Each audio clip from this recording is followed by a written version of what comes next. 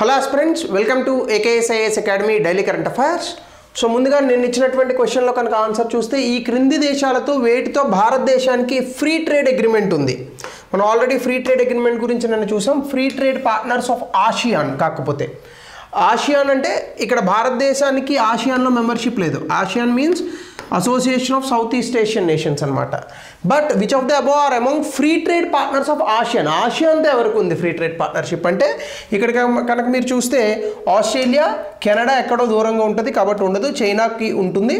So ఇండియాకి కూడా ఉంది. At the same time 1, 3, 4, 5. So యూఎస్ఏకి తీసేయండి.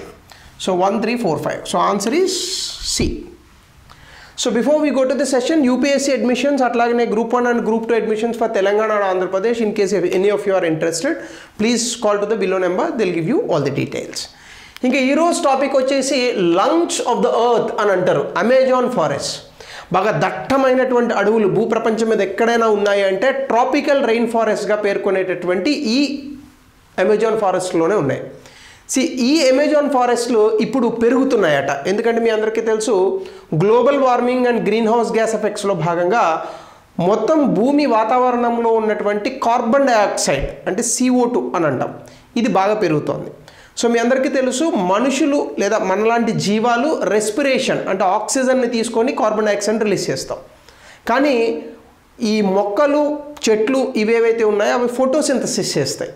అంటే కార్బన్ డైఆక్సైడ్ని తీసుకొని ఆక్సిజన్ని రిలీజ్ చేస్తాయి. సో కాబట్టి కార్బన్ డైఆక్సైడ్ ఎక్కువ అవ్వడం వల్ల ఇప్పుడు ఈ యొక్క అడవి అనేటటువంటిది పెరుగుతోందట. దీనివల్ల కొంత మనకి ఈ భూతాపం తగ్గేటటువంటి అవకాశం ఉందని సైంటిస్టులు చెప్తున్నారు. సో కాబట్టి అమెజాన్ రైన్ ఫారెస్ట్ గతంలో కూడా చాలాసార్లు ఎగ్జామినేషన్లో వచ్చింది. So very important thing. So Amazon rain ఫారెస్ట్లో ఇప్పుడు కొన్ని స్టడీస్ చేశారు. ఆ స్టడీస్ హైలైట్స్ ఏం చెప్తున్నాయంటే ట్రీస్ ఆర్ గోయింగ్ లార్జర్ అంటే చెట్లు బాగా ఎక్కువగా పెరుగుతున్నాయి. So this is first thing. అట్లాగనే ఎందుకు అంటే కార్బన్ డైఆక్సైడ్ లెవెల్స్ పెరుగుతున్నాయి కాబట్టి. ఇది కార్బన్ ఫర్టిలైజేషన్ ఎఫెక్ట్ అనేటటువంటి ఒక చర్య వల్ల వస్తుందట. సో కార్బన్ ఫర్టిలైజేషన్ ఎఫెక్ట్ వల్ల మనకు ఫోటోసింథసిస్ పెరుగుతుంది. దానివల్ల ప్లాంట్ గ్రోత్ పెరుగుతుంది. ఉన్న అడవులు పెరగడమే కాదు, అడవి తాలూకా విస్తీర్ణం కూడా పెరిగే అవకాశం ఉంది. సో దాంతోపాటుగా లార్జ్ ట్రీస్ కారణంగా ఎక్కువగా ఆక్సిజన్ వస్తుంది. ఈ లార్జ్ ట్రీస్ ఎందుకు పెరుగుతున్నాయి? సో డెఫినెట్గా కార్బన్ డైఆక్సైడ్ లెవెల్స్ పెరగడం వల్ల. సో దీనివల్ల ఇప్పుడు ఆక్సిజన్ పెరగడం వల్ల కార్బన్ స్టోరేజ్ అంటే ఎక్కువగా carbon storage and carbon sink పెరిగేటటువంటి అవకాశం ఉంది. దీనివల్ల green house gas effect and climate చేంజ్ని కొంతవరకు రెస్ట్రిక్ట్ చేయొచ్చు అని చెప్తున్నారు. అది ఎంతవరకు అనేది మనం తర్వాత చూద్దాం. కానీ ముందు అసలు అమెజాన్ రైన్ ఫారెస్ట్ గురించి చూద్దాం. అమెజాన్ రైన్ ఫారెస్ట్ ప్రపంచంలోనే అతిపెద్ద ట్రాపికల్ రైన్ ఫారెస్ట్. ఇది అమెజాన్ రివర్ సౌత్ అమెరికాలో ఉంటుంది.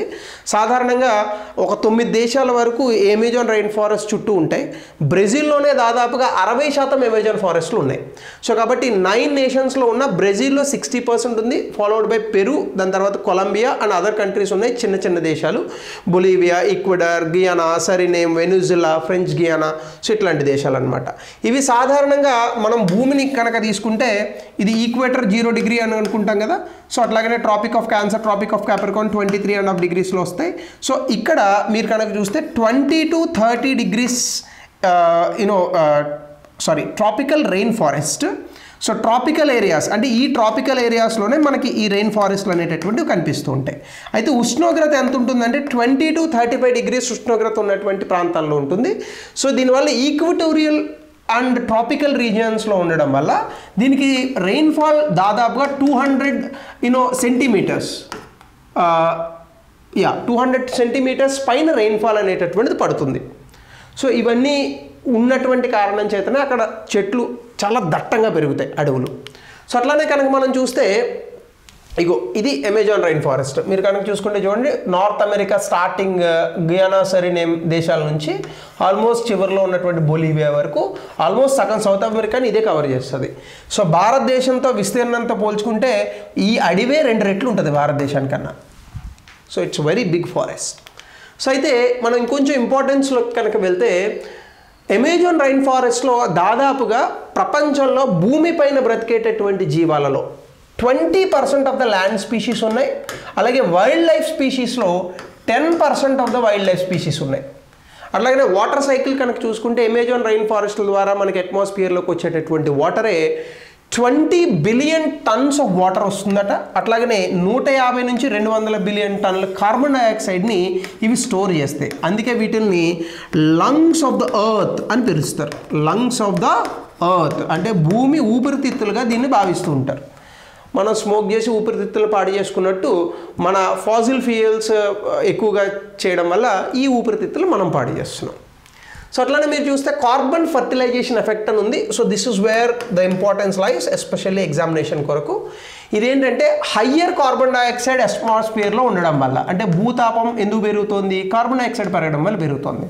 కార్బన్ డైఆక్సైడ్ పెరగడం వల్ల ప్లాంట్ గ్రోత్ అంటే మొక్కల తాలూకా ఎదుగుదల కూడా పెరుగుతుంది. సో అంటే ఫోటోసింథసిస్కి మోస్ట్ ఇంపార్టెంట్ ఇంగ్రీడియంట్ ఏంటి? Carbon dioxide. సో కాబట్టి ఎప్పుడైతే కార్బన్ డైఆక్సైడ్ని ఎక్కువ తీసుకుంటాయి ప్లాంట్స్, ఫాస్ట్గా పెరుగుతాయి, ఎక్కువ బయోమాస్ వస్తుంది, అట్లాగనే మోర్ ఎఫిషియెంట్గా వాటర్ని యూటిలైజ్ చేసుకోగలుగుతాయి. సో న్యాచురల్గా మనకి ఈ ఎఫెక్ట్ అనేటటువంటిది అడవుల్లో కనిపిస్తూ ఉంటుంది, ఈవెన్ పంటల్లో కూడా, ఇట్లాంటివన్నిటిలోని కూడా. సో ఇప్పుడు కొన్ని చోట్ల ఏం చేస్తారంటే ఆర్టిఫిషియల్గా గ్రీన్ హౌస్ గ్యాసెస్ పంపించి కూడా వెజిటబుల్స్ చూడండి, మనకి కొన్ని ఏరియాస్లో ఇంత గుమ్మడికాయ ఉంటే మనకి ఇటలీ లాంటి ప్రాంతాల్లో ఇంత గుమ్మడికాయలు పండుతాయి. సో ఇట్లాంటి చోట్ల కూడా ఇట్లాంటి గ్రీన్ హౌస్ గ్యాసెస్ని ఆర్టిఫిషియల్గా పంపించి వెజిటేబుల్స్ ఇవి కూడా ఎదుగుదలకి కారణమయ్యేటట్టుగా చేస్తున్నారు. అయితే ఈ పర్టికులర్ ఎఫెక్ట్ లిమిట్లెస్ అనేది ఏం కాదు. అంటే ఇది ఏదో కార్బన్ డైఆక్సైడ్ పెరుగుతోంది కాబట్టి అమెజాన్ ఫారెస్ట్లు పెరుగుతున్నాయి, దీనివల్ల క్లైమేట్ చేంజ్ ఆగిపోతుందని అనుకుంటే పొరపాటు.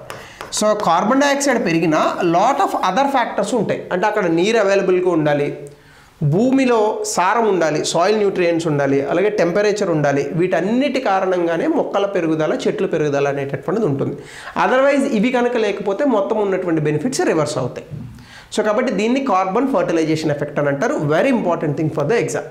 అట్లానే అమెజాన్ రైన్ ఫారెస్ట్ కనుక మనం చూస్తే ఇందాక చెప్పినట్టుగా ఇది ట్వైస్ ఆఫ్ ఇండియా ఉంటుంది. దాదాపుగా 6 మిలియన్ స్క్వేర్ కిలోమీటర్లు, అంటే 60 లక్షల స్క్వేర్ కిలోమీటర్లు ఇది మొత్తం విస్తీర్ణం కలిగి ఉంది. సౌత్ అమెరికాలో Amazon river basin, largest river basin in the world, చాలా అతిపెద్ద నది ప్రపంచంలోనే. 60% ఇది బ్రెజిల్లో ఉన్నాయి మొత్తం ఈ ఫారెస్ట్. ఇందాక దాని ఇన్ఫర్మేషన్ ఆల్రెడీ 9 దేశాలకు సంబంధించి నేను చెప్పాను మీకు. అట్లానే న్యాచురల్ బౌండరీస్ చూస్తే ఉత్తరంన గియానా హైలాండ్స్ ఉంటాయి, వెస్ట్లో యాండీస్ మౌంటైన్స్ ఉంటాయి, సౌత్లో బ్రెజిలియన్ ప్లాట్యూ ఉంటుంది, ఈస్ట్లో అట్లాంటిక్ ఓషన్ ఉంటుంది. ఇది అమెజాన్ ఫారెస్ట్కి సంబంధించినటువంటి బోర్డర్స్. ఇంకా క్లైమేట్ క్యారెక్టరిస్టిక్స్ చూస్తే అధికంగా ఇక్కడ వర్షపాతం ఉంటుంది, ఎందుకంటే వెరీ నియర్ టు ఈక్వేటర్ కాబట్టి. అట్లాగనే 200 సెంటీమీటర్స్ ఆఫ్ రైన్ఫాల్ పడుతుంది, ఎక్కువ ఉక్కపోతు ఉంటుంది. అందుకే మీకు ఇక్కడ దొరికేటటువంటి జీవాలన్నీ కూడా చాలా పెద్దగా ఉంటాయి. అమెజాన్ రైన్ ఫారెస్ట్లో ఉన్న పైథాన్స్ చూస్తే 30-40 అడుగులు ఉంటుంది, ఏది కొండ చెలువ. అట్లనే యూనిఫామ్గా వామ్ టెంపరేచర్స్ ఉంటాయి. సో చాలా దట్టమైనటువంటి అడవులు, ఎక్కువగా కెనోపీ చాలా దట్టంగా ఉంటుంది, పచ్చగా ఫారెస్ట్ అంతా కూడా. సో ఆ ఏరియాస్లోనే మనకి కోతి జాతులు ఇవన్నీ కూడా చాలా ఎక్కువగా ఉంటుంటాయి. సో అట్లానే ఇక్కడ ప్రొటెక్టెడ్ ఏరియాస్ ఉన్నాయి. ఈక్వెడార్ అనేటటువంటి దేశంలో యషుని నేషనల్ పార్క్ ఉంది. మనకి జాగ్రఫికల్గా ఎట్లాంటివి అడుగుతాడు. బ్రెజిల్లోనేమో తుముకుమా, జావ్, పికోది నెబ్లినా అట్లాంటి పేర్లు మనకు గుర్తుండవు, కానీ ట్రై చేయండి. కొలంబియాలోనేమో ఎమకాయాకు నేషనల్ పార్క్ ఒకటి ఉంది, అలాగే మను నేషనల్ పార్క్, అలాగే పకాయా సమరియా నేషనల్ రిజర్వ్ పెరూలో ఉంది. సాధారణంగా ఇట్లాంటి స్ట్రేంజ్ నేమ్స్ చాలా ఎక్కువగా ఎగ్జామ్లో అడుగుతాడు. ఇటీవల కాలంలో న్యూస్లో వచ్చింది ఎక్కడ ఉంది. సో ఇవి ఒకసారి గుర్తుపెట్టుకోండి. సో ఇందాక చెప్పినట్టుగా లంగ్స్ ఆఫ్ ఎర్త్, దాదాపుగా ప్రపంచంలో 20% ఆక్సిజన్ అంతా కూడా ఈ అమెజాన్ రైన్ ఫారెస్ట్ నుంచే వస్తుంది. కాబట్టి మేజర్ కార్బన్ సింక్, అంటే ఎక్కువ కార్బన్ని స్టోర్ చేసుకునేటటువంటి సాధనాలుగా మనకి ఉపయోగపడుతూ ఉంటాయి. గ్లోబల్ క్లైమేట్ చేంజ్లో వీటి తాలూకా పాత్ర చాలా అద్భుతంగా ఉంటుంది. కానీ ఇటీవల కాలంలో బ్రెజిల్ వీటి మధ్యలోంచి రోడ్లు వేయడాలు, అక్కడ ఈ ఫారెస్ట్ని కొట్టేసి అగ్రికల్చర్ చేయడాలు, ఇట్లాంటి పిచ్చి పనులు చేస్తున్నారు వాళ్ళంతా. సో ఈ కారణం చేత కొంత ఇబ్బంది పడేటటువంటి అవకాశం ఉంది. So let us have to wait and see ఏం జరుగుతుంది అనేది. సో అలాగే అమెజాన్ రివర్ గురించి ఇందులో కనుక చూస్తే డిశ్చార్జ్ ఆఫ్ వాటర్లో చూసుకుంటే లార్జెస్ట్ రివర్ ఇది, సెకండ్ లాంగెస్ట్. నైలు నది ఎక్కువ పొడవు ఉంటుంది, దాని తర్వాత అత్యంత పొడవైనటువంటి నది ఇది. అలాగే ఇది పెరువియన్ యాండీస్ మౌంటైన్స్, అక్కడ కూడా మంచు పర్వతాలు ఉంటాయి, అక్కడ నుంచి కరిగే నది అనేటటువంటిది వస్తుంది. ఫైనల్గా అట్లాంటిక్ ఓషన్లో కలుస్తుంది. మేజర్ ట్రిబ్యూటరీస్ కూడా ఇందులో రియో నీగ్రో, మెదిరియా, జింగు అనేటటువంటి నదులు ఉన్నాయి. సో వాటర్ షెడ్ అయితే చాలా దేశాల్లో విస్తరించి ఉంటుంది. బ్రెజిల్ దగ్గర నుంచి ఈక్వెడార్, కొలంబియా, వెనుజులా, బొలివియా వరకు ఎక్కువగా బ్రెజిల్ దేశంలోనే సో దీని తాలూకా అన్నీ ఉంటాయి. అంటే నది అనేటటువంటిది ఎక్కువగా బ్రెజిల్ దేశంలో ఉంటుంది. సో మన దేశంలో గంగా రివర్ ఎట్లాగనో, అలాగే చైనాలో మనకి ఈ చాంగే ఇట్లాంటి రివర్స్ ఉన్నాయి కదా, అవి ఎట్లానో ఇక్కడ కూడా ఈ దేశంలో ఈ యూనో సౌత్ అమెరికాలో ముఖ్యంగా అమెజాన్ రివర్ అట్లా, ఆఫ్రికాలో నైల్ నది మాదిరి. సో కాబట్టి these are all the important things where ఎక్కువగా క్వశ్చన్స్ అడగడానికి అవకాశం ఉంది. సో దీనికి రిలేటెడ్గా ఒక ప్రశ్న ట్రాపికల్ ఏరియాస్ గురించి దయచేసి సమాధానాన్ని తెలపండి. సో అట్లానే discuss the geographical, ecological and global significance of the Amazon rain forest. Year రావచ్చు ఎగ్జామ్లో, ఎందుకంటే బ్రెజిల్ వాళ్ళు ఇందులో చాలా డెవలప్మెంటల్ ప్రాజెక్ట్స్ అవి చేస్తున్నారు. So that is where questions అడగడానికి ఆస్కారం ఉంది. కాబట్టి ఆన్సర్ని దయచేసి తెలపండి. అలాగే దీనిపైన మీ అభిప్రాయాన్ని కూడా తెలపండి. సో ఐ నో పండగ కాబట్టి మీరు అందరూ బిజీగా ఉండొచ్చు. That's why I have also taken a very small topic. So మళ్ళీ రేపటి క్లాస్లో కలుద్దాం. So thank you, have a good day.